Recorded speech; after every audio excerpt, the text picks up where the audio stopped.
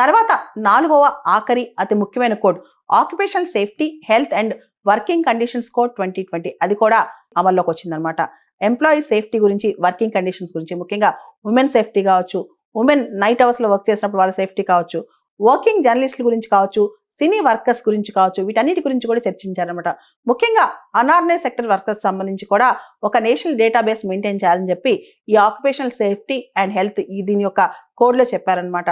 ముఖ్యంగా occupational safety and health అనేది చాలా ఇంపార్టెంట్ అని చెప్పి ఈ కోడ్లో గుర్తిస్తూ సోషల్ సెక్యూరిటీ ఫండ్ కూడా తీసుకొచ్చారనమాట.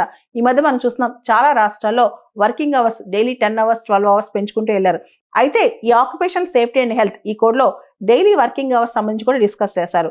48 hours per week, daily 8 hours అని చెప్పి డిస్కస్ చేశారనమాట.